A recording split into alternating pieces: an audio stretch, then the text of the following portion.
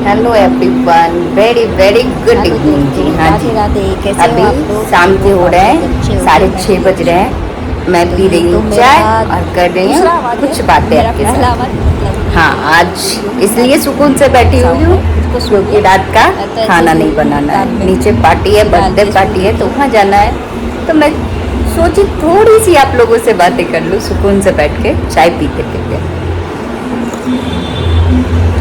और बताइए आप लोग कैसे हो, क्या कर रहे हो, क्या करते हो? कमेंट करके ज़रूर बताना कहाँ से देखते हो आप लोग, कहाँ कहाँ से हो। और मैं अपने बारे में भी तो कुछ जान लूँ कैसी लगती है आपको मेरे ब्लॉग, तो सारी चीज़ आप कमेंट में बताना। मैं तो सामने से पूछ रही हूँ, आप लोग कमेंट में ही बता सकते हो तो और बताना आप लोग क्या क्या काम करते हो। और आज दिन कौन सा दिन है? मंगलवार है। याद कर रही थी कौन सा दिन है, मंगलवार है आज दिन।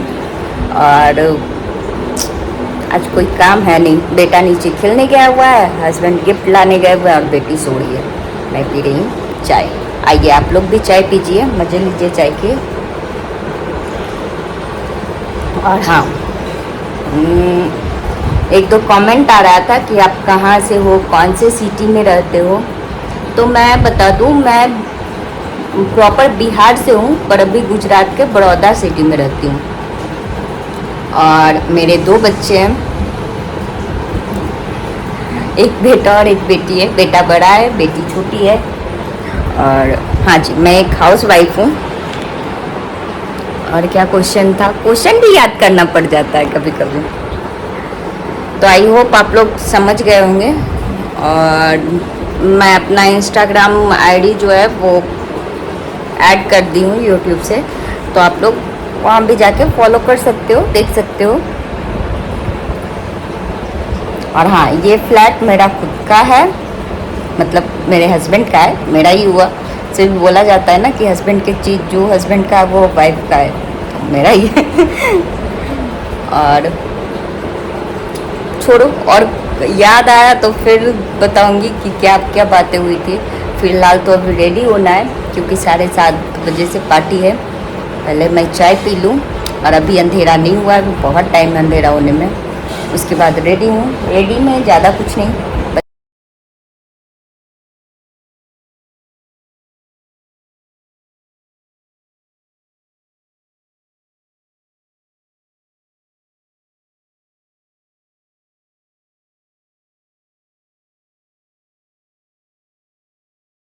अभी टाइम हो रहा है शाम के 6:30 बज रहे हैं। हाँ जी, ये ब्लॉग शाम से शुरू हो रहा है।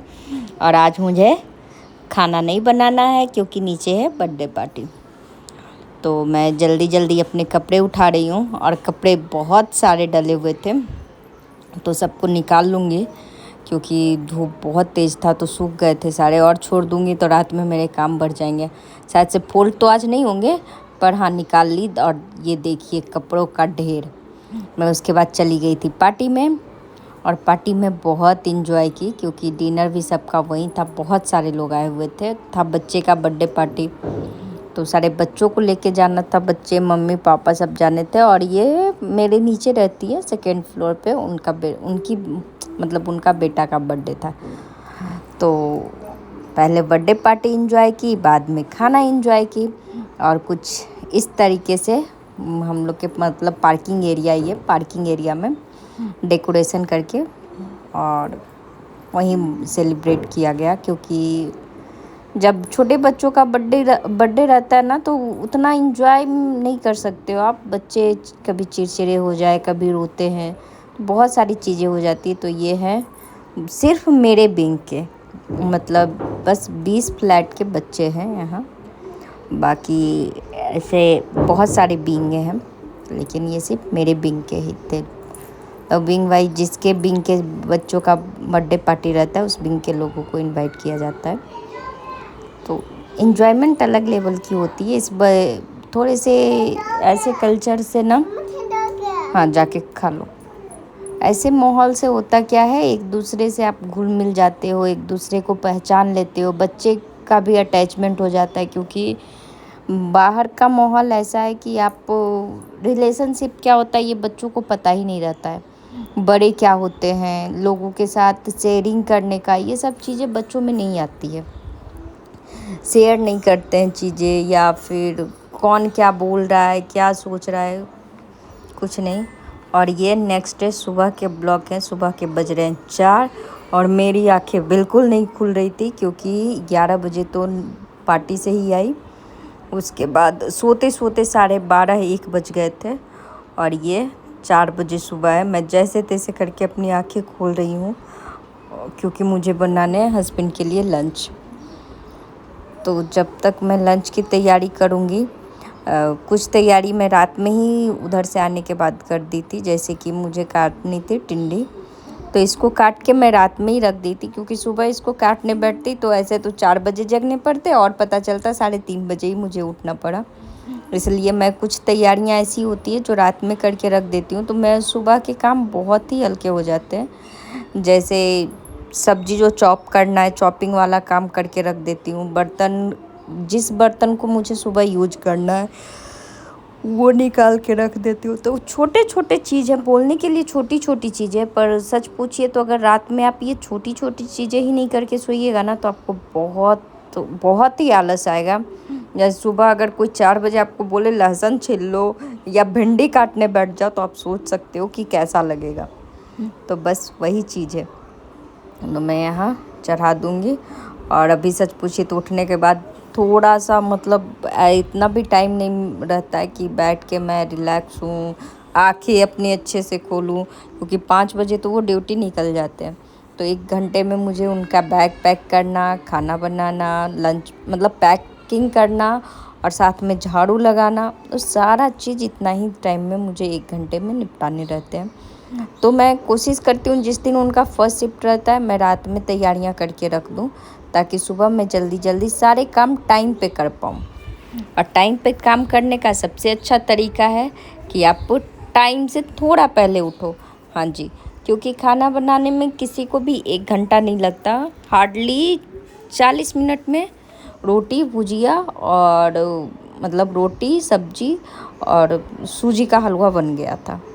तो अभी गर्मी का दिन है, तो सुबह में जब जाते हैं तो कुछ मीठा दे देती हूँ, कि बाई चांस अगर सब्जी का थोड़ा भी टेस्ट ख़राब हुआ तो इंसान कुछ तो खा सकता है। तो कभी सूजी का हलवा दे दी, या कभी कुछ मतलब ऐसा मीठा देती हूँ जिनके साथ वो रोटी भी खा सके, या जो भी मैं रोटी पराठा जो दे रही हूँ वो खा पाएँ। और नहीं तो वो भी सिर्फ खा के इतना तो रह जाए कि हाँ भूख उनको ऐसा ना लगे। तो इस वजह से मैं यहाँ, मेरी भुजिया बन गई, रोटी भी सीख गई थी, बस बनाने थे सूजी के हलवे। तो उधर मैं दूसरी कढ़ाई चढ़ा दी हूँ, इस पे भुजिया बन रही, इसमें थोड़ी सी और 2 से 3 मिनट और लगेंगे। तो उसमें डाल दी घी डालने के बाद मैं डाल दूँगी सूजी डाल के उसको अच्छे से भून लेंगे। मेरे यहाँ वो हल्के भुने हुए सूजी किन्हीं को अच्छा नहीं लगता। सूजी एकदम अच्छे से जब वो ब्राउन हो जाए तब तक सूजी को भूनिए, उसके बाद उसका टेस्ट ही अलग आता है जब सूजी भून जाए। हाँ, हलवा का सबसे बड़ा चीज़ है कि आप सूजी के बराबर अगर घी लेते हो तो हलवा बहुत टेस्टी बनता है। और मेरे यहाँ तो मतलब घी बहुत पसंद है सबको, तो फिर वो अलग चीज़ हो जाता है।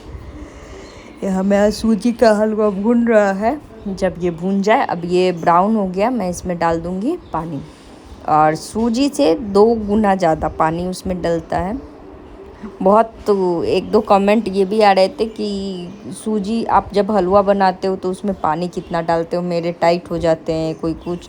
तो मैं सूजी से 2 गुना ज़्यादा पानी डालती हूँ। जैसे 1 कटोरी सूजी है तो मैं उसमें 3 कटोरी पानी डालूँगी, क्योंकि वही है कि मतलब हलवा जब तक खिलता नहीं है ना, जब वो अच्छे से पक नहीं जाता ना, तब तक मज़ा नहीं आता है।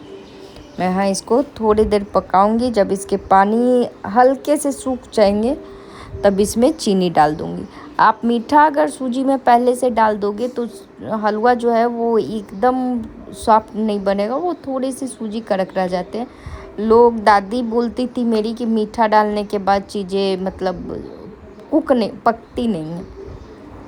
मुझे ऐसा ही पता है कि अगर आप मीठे डाल दिए किसी चीज़ में तो वो पकेगा नहीं उसके बाद।